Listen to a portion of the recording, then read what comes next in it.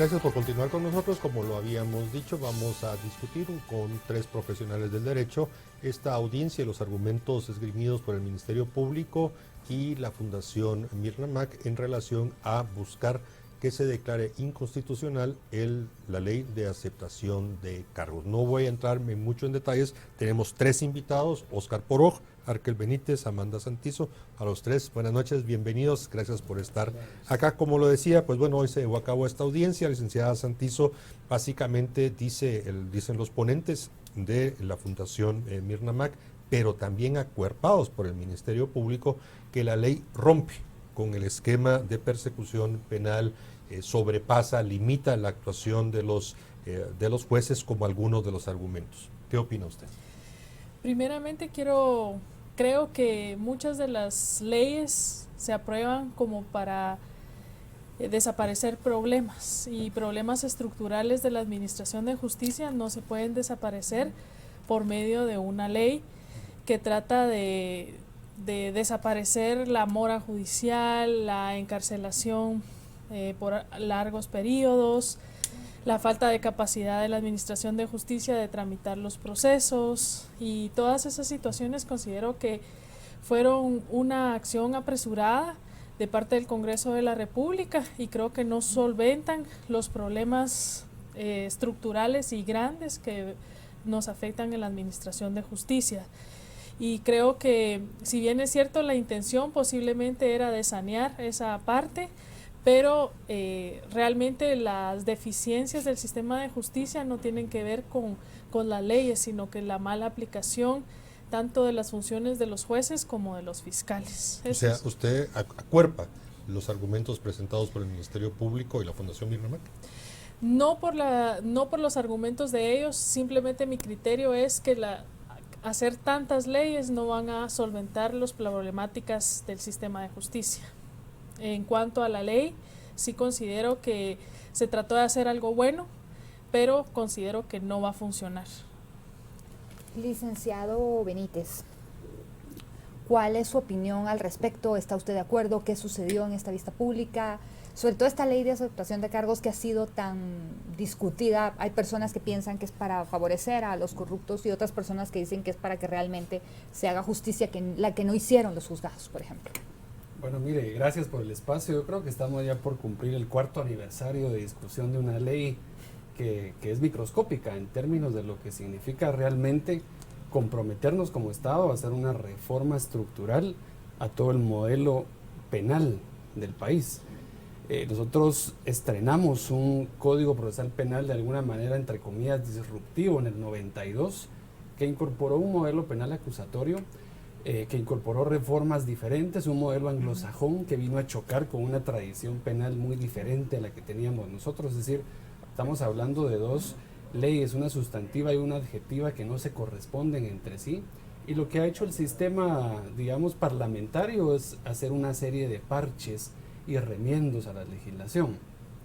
Hay que recordarse que también es importante tomar en cuenta que el Ministerio Público tiene una política criminal democrática del Estado, que se supone que es una política de largo aliento, que se supone que también de alguna manera, y hay que echar la mirada un poco al 2016, por eso hablaba yo del 4º aniversario de la discusión de este tema, porque realmente surge en 2016 cuando se presenta esa primera iniciativa para el tema de incorporar, digamos, esta modificación. Es más, hubo también de alguna manera un planteamiento de la propia Corte Suprema de Justicia en 2017, cuando ellos dan su propia versión de lo que podría ser una ley específica para modificar el tema de la aceptación de cargos. Licenciado Poroj, ya lo anticipó el licenciado Benítez, esta es una iniciativa que nace a instancias del ciudadano colombiano Velázquez y del anterior fiscal general Telma Aldana, y posteriormente también hubo una segunda versión de la Corte Suprema. O sea, es ahí donde nace estas propuestas. Usted al leer la ley aprobada por el Congreso y escuchar los argumentos en la audiencia pública de los ponentes de las inconstitucionales, ¿las comparte o las rechaza? Las rechazo. Creo que se le está dando únicamente apariencia de inconstitucionalidad a una ley que fue promulgada, que fue dada para, por supuesto, favorecer al reo. Por supuesto, ese es lamentablemente se ha perdido. Ese es el objetivo incluso del derecho penal. El derecho penal no es para estar viendo cómo encarcelamos a las personas, se supone que es para uno de los últimos medios o la última razón de ser del derecho, para tratar de mantener el orden social. Entonces, esta ley creo yo que desde mi punto de vista, si hacemos una comparación sencilla entre lo que es esa ley y procedimientos que tenemos en nuestro Código Procesal Penal, creo que hay otros que podría parecer y podrían dar muchas señales de inconstitucional. Lo interesante es los tiempos en los que se discuten y quién lo discute. Licenciada Santiso, escuchando estos argumentos, ¿y cuál sería una solución que usted pensaría? Porque ya sabemos muchas veces en este país por dónde terminan las inconstitucionalidades que se están presentando entre la CC, no importa que la ley sea buena, sea mala, ellos van a dictar según su ideología. ¿Cuál pensaría usted que sería algo justo para este tipo de casos? Porque yo sí entendí que usted piensa que el sistema de justicia ha fallado. Correcto.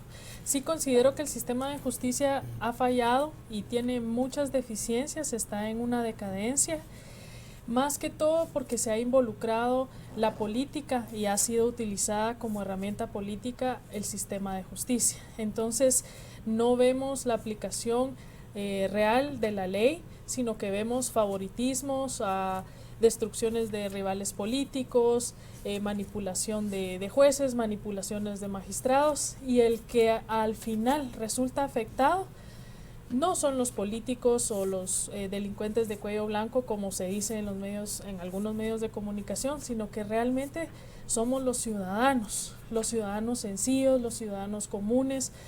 Cualquier ciudadano que llega a estar en una situación ante el sistema de justicia resulta gravemente afectado, porque los jueces, por la sobrecarga de trabajo o por no hacer la función adecuadamente como están obligados, hacen sufrir a la persona más de lo que, no deberían de hacer sufrir a la persona, e incurre el Estado en violaciones de derechos humanos. Y eso implica que el Estado, después de los impuestos que pagamos los ciudadanos, tenemos que pagar indemnizaciones millonarias por sanciones que promueven las mismas instituciones o ONGs que son las que desestabilizan el propio sistema de justicia, que causan muchos problemas en la administración, y esta provocación crea después que los ciudadanos tengamos que estar indemnizando por muertes de reos, por daños que se les causan porque se les tiene privados de libertad. Los condenan a 4 años y estuvieron privados de libertad 10. Entonces todas esas violaciones las crea el sistema de justicia, pero es con finalidades políticas, porque eso también después la gente llega a estas ONGs que, pues no sé, Mirnamac, Fundación Mirnamac, y acuden a la Corte Interamericana de Derechos Humanos a decir que los jueces no están resolviendo conforme a derecho, y después la Corte Interamericana indemniza en millones de quetzales a ese individuo en el que se le violaron sus derechos. Entonces la decadencia del sistema de justicia nos afecta a nosotros los ciudadanos comunes y afecta también el presupuesto del Estado, y todo eso no nos deja avanzar como sociedad. Y eso hay que sumar que crecientemente la Corte de Constitucionalidad utiliza más las sentencias de la Corte Interamericana de Derechos Humanos para sustentar alguna posición que verificar la constitucionalidad sobre nuestra Constitución de algunos temas. Pero bueno, esa es otra discusión. Licenciado Benítez, dentro de los argumentos que se escribieron hoy, y se indica de que la ley de aceptación de cargos atenta contra la independencia judicial, así como contra la persecución penal, que es una tarea exclusiva del Ministerio Público. Esos son dos argumentos sustantivos que presentó la Fundación MAC y a la que se sumó, a mi sorpresa, el Ministerio Público. ¿Comparte estos criterios? No, de ninguna manera. A ver, yo creo que aquí también hay que poner, digamos, todo en su justa dimensión. Uno de los temas torales que tiene este proceso, que, como repito, va a cumplir ya 4 años. Recordemos que el primer borrador, la primera iniciativa, era una ley todavía mucho más amplia. Así es, para cualquier delito. O sea, no había ningún tipo de restricción. Los diputados hicieron un ejercicio, digamos, de tamizarla un poco, de darle un poco de forma, y establecieron a qué delitos no se les aplicaba. Es decir que aquí la pregunta es, ¿por qué en aquel momento se había un acuerdo de parte de los grupos de izquierda, digamos, para ponerlo ya con nombres y apellidos, sobre una ley que era todavía mucho más amplia, o sea, para todos los delitos, que era mucho más riesgosa, digamos, si se quiere ver desde ese punto de vista? ¿Y por qué ahora cambia totalmente el escenario? Y ahí creo que yo coincido con la licenciada Santizo, realmente el parámetro de ese tema ya dejó de ser técnico para convertirse en un parámetro político. Y esos son los riesgos de la politización del sistema de justicia. Hilando un poco más fino, Mariano, en estos temas, yo creo que convendría decir que realmente quizás lo que pudiera preocupar es el tema a donde creo que apuntaba también el licenciado Poroj, es decir, el tema de que si realmente es constitucional o no, o merece un examen constitucional, más bien el tema de declarar en contra de uno mismo. Y eso ya la misma Corte de Constitucionalidad lo ha solventado, anteriores cortes, valga decirlo, diciendo que eso no se está poniendo en ninguna tela de juicio, digamos, en este tipo de iniciativas de ley. Entonces acá lo que habría que tomar en cuenta es que no hay tal violación de la independencia judicial, porque hay que entender que el sistema penal acusatorio pone al juez por encima del adversario, digamos, del sistema adversarial, fiscalía versus acusado, que pueden llegar a consensos y acuerdos. El juez lo que tiene que hacer es velar porque se cumplan las garantías del proceso penal, pero en ningún momento el hecho de que el Ministerio Público impute determinados cargos a la persona y la persona los acepte, y esa es otra cosa. Es decir, no estamos hablando de que simple y sencillamente, digamos, la ley va a permitir que el sindicado acepte hechos porque sí. O sea, se refiere a una imputación, y una imputación tiene 3 elementos fundamentales: la plataforma fáctica, digamos, toda la descripción de los hechos, la teoría jurídica del caso, y por supuesto, según el avance del proceso penal, serán elementos indiciarios, elementos probatorios o pruebas ya en sentido estricto. Y aquí hay que retomar un poco también la idea de cuál es el modelo progresivo que tenemos de justicia penal. Por un lado, yo creo que vale la pena situarse un poco en los estados intelectuales del juez, eso que la doctrina reconoce como los estados intelectuales del juez, que en la etapa de la primera declaración, por ejemplo, se tiene la creencia, o sea, la ley exige que solamente se tenga una creencia preliminar. En la etapa intermedia exige que haya una probabilidad positiva o negativa, pero ya en la etapa de sentencia y juicio oral se requiere que haya una certeza. Esos 3 estadios del proceso penal están bastante garantizados porque la ley habla de cargos, no de que acepte hechos. Yo creo que esos son los temas torales del examen constitucional que debemos tocar, y el resto de cosas creo que son vagas. Creo que aquí hay un parámetro político que está determinando el péndulo hacia dónde se va a inclinar la Corte de Constitucionalidad.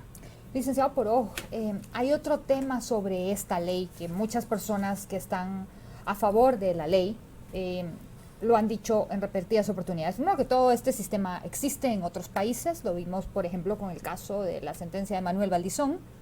Él acepta cargos, entonces hay una reducción de la sentencia, pero no se le declara inocente en ningún momento. Hay una diferencia. Una persona que sigue un proceso puede ser totalmente culpable, la gente estar segura. El caso de O.J. Simpson es un caso muy famoso, no hubo forma de probarlo, pero el tipo sale inocente por un proceso. A otra muy distinta es que la persona acepte y él ya va a ser culpable el resto de su vida porque este proceso ya no se puede repetir, ¿es correcto? Sí, efectivamente.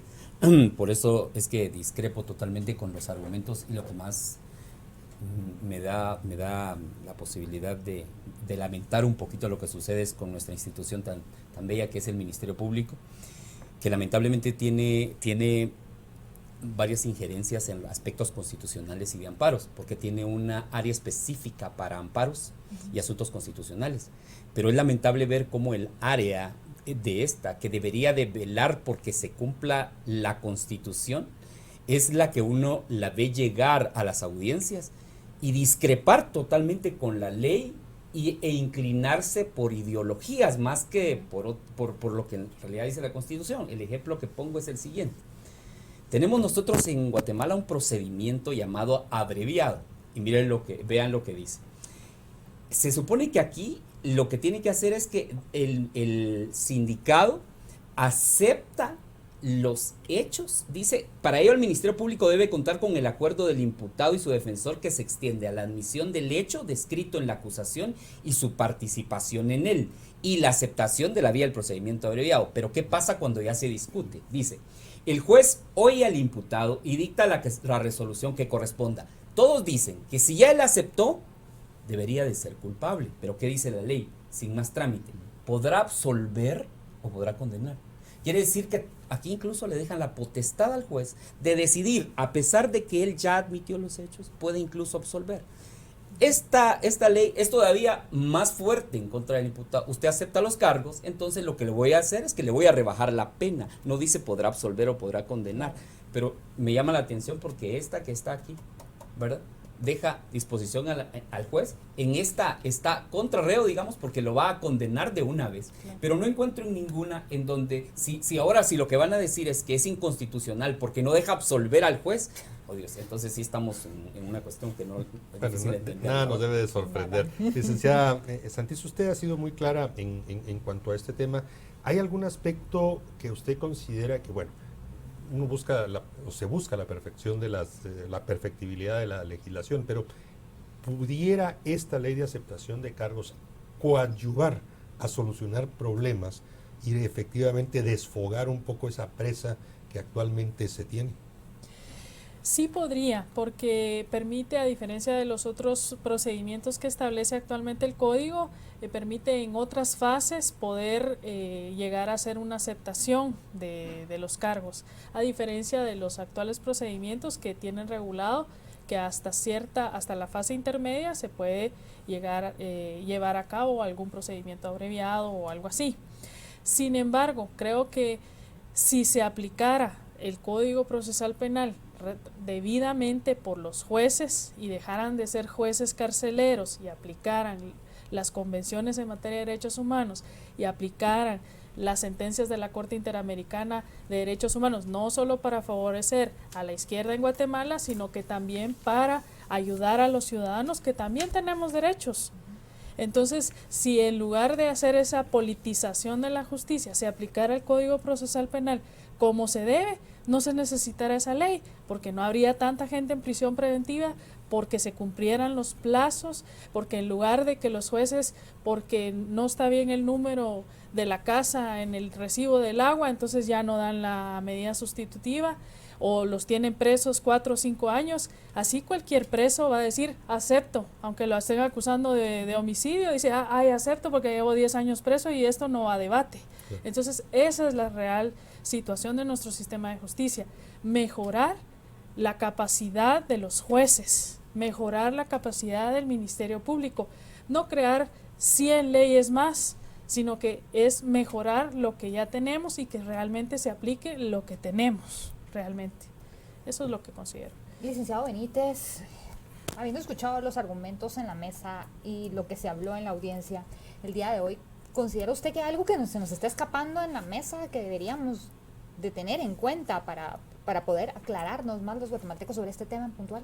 Sí, yo creo que cuando se habla únicamente en el sentido del reo, cuando se habla únicamente de la favorabilidad del reo o de la justicia premial, porque realmente esto está dentro de la esfera de la denominada justicia premial, a veces se olvida un poco el tema de la víctima, que es sumamente importante, ¿verdad? Entonces, por estar con la atención tan enfocada en el reo, olvidamos que uno de los requisitos que establece esta ley es la reparación digna y el compromiso, digamos, de reparación, de resarcimiento que tiene el reo. No es nada más acepto los hechos y me voy y hacemos una puerta giratoria del sistema de justicia. O sea, realmente hay otros componentes. Y quizá un tema, Carmiña, que se nos olvida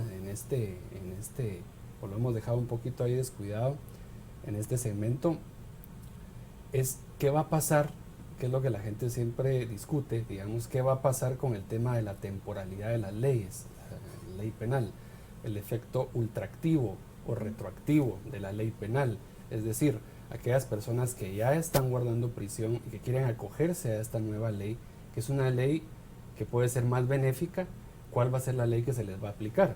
Y el tema está bastante claro, o sea, aquí no hay pierde.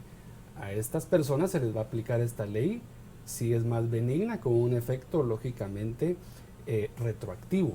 si esta ley fuera más gravosa para ellos, pues seguirían aplicándose la ley que ya tienen, digamos, con un efecto hacia el futuro. O sea, creo que hemos dejado en este segmento el tema, quería retomar el tema de la víctima, que es importante, y el tema de la aplicación de las leyes penales en el tiempo. Licenciado Poro, pues estamos llegando al final. Un minuto, una conclusión, algún mensaje que usted quisiera compartir con nosotros. El primero sería que las leyes en Guatemala deben de respetarse en su aplicación y no deben de discutirse y llegar a ser materia de venganza, de discusión de materia política. Esa es otra cuestión, cada ente tiene sus facultades. Entonces considero yo que esta ley está hecha para posibilitar la realidad de que personas se acojan inmediatamente, obtengan una sentencia, van a quedar sentenciados, eso es lo que no creo que es difícil de entender para algunos, pero van a quedar sentenciados, punto, van a tener hasta suspensión de no poder ejercer cargos públicos. Eso va a desfogar también muchas cuestiones de las prisiones, y desde el punto de vista de su servidor no existe inconstitucionalidad. Bueno, agradecemos a los tres que nos hayan acompañado. Carmina, hemos llegado al final, ha sido una noche intensa. Una noche intensa, tremendas entrevistas ambas. Yo creo que esta entrevista nos aclaró muchos temas, aunque los tres tenían su punto de vista diferente, llegamos a una conclusión y bueno, la primera entrevista sigue causando olas. Eso es lo único que podemos decir. Las redes sociales están muy activas en relación a la entrevista que tuvimos con Sara Winter. Bueno, hemos llegado al final, les deseamos una buena noche y un buen descanso. Hasta luego. Gracias.